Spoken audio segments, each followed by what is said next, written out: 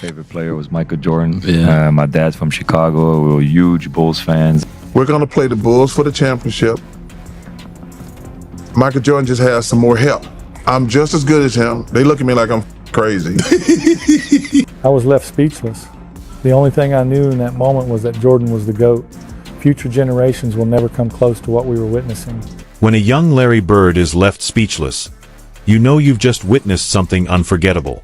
In the NBA, some players earned respect, while others inspired fear.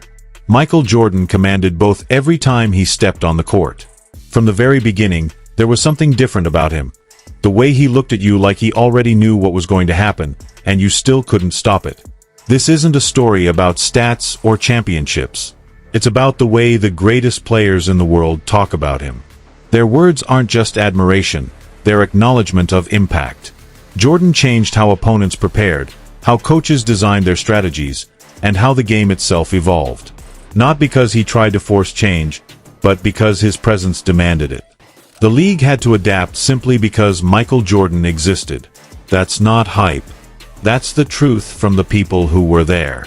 In this video, you'll hear from those players themselves, the ones who faced him, defended him, and tried to stop him. And they all say the same thing. Michael Jordan was different. If Bird's first reaction to him spoke volumes, what he said later spoke even louder. There are games you remember, and then there are players who make you forget it was a game at all. And for Shaquille O'Neal, standing across from Michael Jordan wasn't just another matchup, it was something else entirely. Shaq entered the league like a wrecking ball, a rare combination of size, strength, and agility. He bullied double teams, shattered backboards, and intimidated anyone who stepped in his way. He was unstoppable. But even Shaq had to pause when it came to Jordan. Because no matter how physically dominant Shaq was, there was no counter to the force that Michael Jordan carried with him. It was that feeling of inevitability, the understanding that you weren't just playing a superstar, you were facing something greater. He's at the peak of MJ. What is it like just being on the floor with him, man? I don't know what God looks like. It's like seeing God. Years later, when Shaq was asked what it felt like to share the court with Jordan at his peak, he didn't talk about statistics or strategies. He didn't use cliches. Instead, he said something simple, and it became one of the most iconic statements ever made about Michael Jordan. Shaquille O'Neal's comment wasn't just a quote, it was a revelation. Here was the most dominant big man of his generation. A four-time NBA champion, a three-time Finals MVP, a player who physically overpowered some of the greatest athletes the game has ever seen. And yet, when he talked about Michael Jordan, he didn't describe him in terms of strength, speed, or skill. Shaq described him in spiritual terms. Because when Jordan locked in, there was no other language that made sense. Jordan didn't need to talk. His game was the message. His presence alone told players, fans, and coaches exactly who was in control before the ball was even tipped. When Shaq said it was like seeing God, he wasn't just referring to Jordan's ability to score or dominate the game. He was describing how Jordan made people feel, even those who believed they were unshakable. That is what true greatness looks like. It's not just about winning. It's about making even the strongest, most unstoppable competitors pause and understand they are witnessing something beyond what should be possible. And if anyone understood the value of effort, it was Dennis Rodman. Rodman built his... It was cool. You're one of the few guys that can say that, by the way. It was actually cool, man, because it gave us the opportunity to work harder, because we knew these guys was coming. And once we start playing them, and once we got in the playoff with these guys, but it's like it's hard to keep that guy under 30 points. It was hard, man. He was that good, man. Entire career on intensity, relentless rebounding, fearless defense, and an unbreakable competitive will. He didn't care about scoring titles or highlight reels. To him, every possession was a fight, and he was always ready for war. Most players tried to avoid chaos. Rodman brought chaos with him. But even chaos had its limits. When Rodman spoke about guarding Michael Jordan, there was no bravado, no trash talk, no theatrics. For once, the man who thrived on disruption spoke with complete clarity. He understood that no matter how hard he pushed, how physical he played, or how perfectly he predicted the next move, Jordan dictated the outcome. Rodman didn't pretend otherwise. he acknowledged it.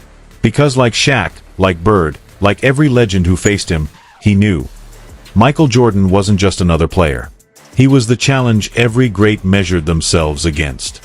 When a young Larry Bird was left speechless, you knew you had just witnessed something unforgettable. In the NBA, some players earned respect, while others inspired fear. Michael Jordan commanded both every time he stepped on the court. From the very beginning, there was something different about him. The way he looked at you as if he already knew what was going to happen, and yet you still couldn't stop it. This isn't a story about stats or championships. It's about how the greatest players... I was telling all my friends and my family that if I ever got a chance, if he ever guarded me, that I was going to try my move on the greatest player to ever play. So I knew I was going to do it. When he got on me, that's why I backed up. I said, oh, here we go. I didn't get nervous. And I was, like you said, just young, you know what I mean, and just confident.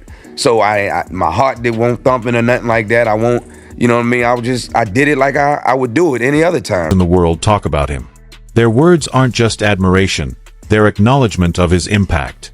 Jordan changed how opponents prepared, how coaches designed their strategies, and how the game itself evolved. Not because he asked to, but because his presence forced the league to adapt. That's not hype. That's the truth from the people who were there. In this video, you'll hear from those players themselves, the ones who faced him, defended him, and tried to stop him. And they all say the same thing. Michael Jordan was different. If Bird's first reaction to him spoke volumes, what he says later speaks even more. There are games you remember, and then there are players who make you forget it was a game at all. For Shaquille O'Neal, standing across from Michael Jordan wasn't just another matchup, it was something else entirely. Shaq entered the league like a wrecking ball, a one-of-a-kind combination of size, strength, and agility. He bullied double teams, shattered backboards, and stared down anyone who challenged him. He was unstoppable. But when it came to Jordan, even Shaq had to pause. No matter how dominant Shaq was physically, there was no counter to the force Jordan carried with him. It was an eerie sense of inevitability, an understanding that you weren't just playing against a superstar. You were facing something greater. Years later, when Shaq was asked what it felt like to share the court with Jordan during his prime, he didn't break it down with stats, strategy, or cliches. Instead, he said something simple, something that became one of the most iconic statements ever made about Michael Jordan. That wasn't just a quote, it was a revelation. You know, like the drills that you do every day just to become a better player, and you do them hard. Like, he was playing that way in the game. He was denying, seeing the man in the ball, turning, talking on defense, elbowing guys as they came through the paint. Like, we saw his greatness, and he shut anyone that he was checking down. It was not a game. Shaquille O'Neal, the most dominant big man of his era, a four-time NBA champion and three-time Finals MVP, a player who physically overwhelmed legends, described Michael Jordan in almost spiritual terms. Because there was no other way to explain what it felt like when Jordan locked in. Jordan didn't need to talk. His game was the message, and his presence alone told every player, every fan, and every coach exactly who was in control. When Shaq said it was like seeing God, he wasn't just talking about the plays Jordan made with the ball. He was describing how Jordan made people feel, even those who believed they were untouchable. That's what true greatness is. Not just dominance, but the ability to make even the strongest competitors stop, look across the court, and realize they were witnessing something beyond what seemed possible. If anyone in NBA history built a career on effort, it was Dennis Rodman. Relentless on the boards, fearless on defense, and unapologetically physical, Rodman didn't care who you were or how many scoring titles you had. If you entered his space, you were stepping into a battle. He was chaos with purpose, a defender who could disrupt your rhythm simply by being near you.